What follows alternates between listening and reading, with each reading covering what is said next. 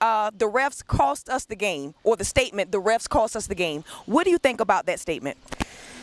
Well, of course, when a fan or a coach is observing a game, they're observing it from the perspective of their team. As referees, we're observing it and calling it as best we can, given what we're seeing. Are calls missed? They most certainly are. Our goal when we walk on the floor is to call the perfect game. We never achieve our goal, but that's our goal. We take great pride in going out and trying to make every call correct. Many times, if a bad call or if a missed call happens late in a game, in a tight game, one team's going to win and one team's going to lose. And if that call is made against the team that lost, yes, you will hear that the refs cost us the game. I can't stand here and say that it's never been the case, because I know that it has. However, referees will do, I know for myself personally, I'll do over 100 basketball games from Thanksgiving to the end of February. And I can tell you in those 100 games, you're going to have some situations where you're going to get that. Refs cost us the game. You're going to have those that no matter what happens, they want their son or their daughter to win the game. They want their team, their school to win. And so they're going to come out of the game with whatever opinion they have. And as a referee, certainly we wish we never heard it, but we do hear it. We have to do the best that we can. If we think we got a rule wrong, or if we think we didn't see something, we'll talk about it in the locker room. As officials, when we're in the locker room talking, we're not talking about, the Falcons and the Patriots the night before. We're talking about the game. Okay. What are we seeing? What tendencies are we seeing by the team? What about that call? We'll ask each other, hey, I had that block. What'd you see? So we discuss these things because we are trying to get better with every game, and it doesn't make any difference if you've been calling for 10 years or 30 years, as many of our officials have. You're still learning, you're still trying to get better. We have to do the best that we can. We are human, we're going to make mistakes. I do think, though, that most coaches, most fans, most players, if an official looks professional, if an official knows the rules, if an official hustles and is in position to make the right calls, and they do that throughout the game and they're consistent, then most people appreciate that.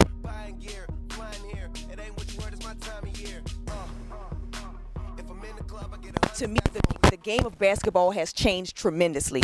So I have to ask you, in your 10 years of being a referee, what is your take on that? Has the game changed to you in a sense of, the technicality of it and the physicality of it, and how the kids play now versus how it was 10, 15, even 20 years ago? Well, Ebony, back in the days when I played, where we had the really short shorts and your guards were primarily under 6 feet tall, and maybe if you were lucky you had a center that was 6'4". Nowadays you've got guards who are 6'6", 6'7". Even in high school you've got centers that are much taller. The players are so much faster and so much more athletic than they were back then. It was a good brand of basketball back in the day, but as time has gone on, just like in all sports, the players are getting bigger, faster, and stronger. The training that they go through, a lot of them are playing ball year-round, which is something we really didn't do. It's so much faster.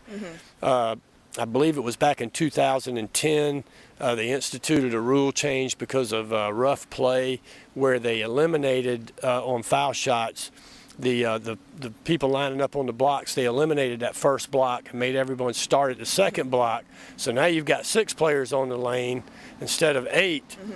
They're further away from the basket. So rule changes like that. Of course, the three-point shot, which wasn't around when I played, the three-point shot has changed the game. It's much more a perimeter game now.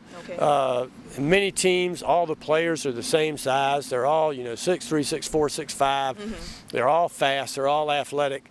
It's a different game now. I think it's a fun game to watch. It's a fun game to referee. It's very challenging. We say in our meetings, we're getting older and the players are getting faster.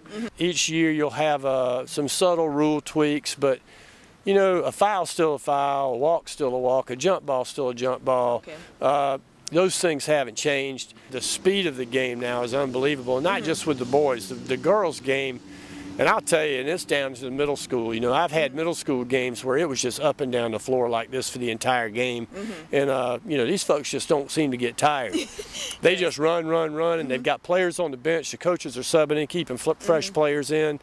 And unfortunately, we don't have sub referees that we can put in so that we can take a breather. So we're out there the whole game. You know, we get to breathe a little bit on free throws. And I must admit, I caught some of you referees sweating a few of the games, so that means you had to work out too, right? Yeah, and you know, I have some friends who ref, and it seems like they never sweat, regardless of the speed of the game. I'm not one of those. You know, having a bald head, the sweat just pours off of my head, you know, down to my face. So I'm sure it makes me look like I'm a lot more tired than I actually am. I try to stay in shape, and refereeing helps me to do that. Okay. But yeah, the game has evolved through time. The three-point shot, the players getting faster, more athletic. It has changed, but it's still a great game. It's a game that we all love, and I enjoy watching it. And whatever direction it goes down the road, I'm looking forward to it. I mean, so would you say that looking at sports now is more fun to watch than it was then? Like, I think both are enjoyable to watch. I think the strategy was different when the game was a little less up-tempo than it is now. However, I had a game the other night. It was 101-92 in a high school game. So you got almost 200 points being scored. This game was up and down the floor. And it's fun to watch that too. Not a lot of defense, not a lot of strategy, a lot of good shots. A lot of good moves, a lot of athleticism. So it's just watching different things. It's not that one's better than the other or one's more enjoyable than the other. It just is on what an individual enjoys about the game. For me, I like both. I like the old school, but I also like the new school. They're both great. Basketball is just a great sport. okay. So just name a couple of things that you can say that you would know an old school team would do different than a new school team would do out on the court. Just saying, you know, we got a 10, 20-year span of basketball. What's different? Well, back in the day, the post player was much more a part of the scoring than now. Yes, you've got post players now that can score, but they're scoring more off of picks, off of rolls, off of putbacks. Back in the day, your post player was an integral part of that offensive scheme, and it seems like nowadays it's evolved to more perimeter. So, and defensively, the players now are so much faster. So because of that, the offense has got to be faster so they can counter the defense. So, you know, that's the biggest difference for me is that, you know, teams can win without a big post player now. If they've got 5 athletic players on the floor, they can win ball games. You don't have to have that big post presence. It certainly helps to have a big post presence now, but if that big post presence can't move, can't defend, can't stay out of foul trouble, then he's not doing you much good. So and that makes me sad as a post player because I played post, and I remember, you know, when I played 15 years ago, my coach made sure if you had a post player and she could play, or if she felt like, you know what, we're going to focus on what this post player can do, my coach was definitely all about my post player, get the post player involved. And like you said, because, you know, the game has changed, it has evolved, you know, you see more of outside play and everybody's more involved versus just saying, okay, well, we got a good post player, let's work it into the post. If you had to choose, you know, between an old school team from 30 years ago and a new school team, who would win and why? If you're talking at a high school level, probably the new school team, because of the speed and the athleticism. I think that it would be difficult for the old school basketball players to keep up with these young men and young ladies the way they play now, and also the way they shoot the 3 ball now. Back in the day, you know, it was much more of an interior game. However, if I was to take in the NBA, if I was to pick the dream team, you know, I think, what was that, 1984, whenever the dream team was around, maybe it was whenever it was, you know, with Magic and Larry and that bunch. Oh, yeah. If I was to take the dream team over an NBA team of today, it would be a very, very tough matchup for both squads, and it would be very interesting. I don't know who would win, but it'd be interesting to watch it.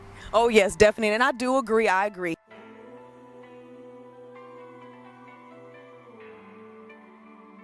coming from a ref's point of view and just being a fan, being an athlete, and being a coach, hopefully he has said some things that now you all can understand it a whole lot better.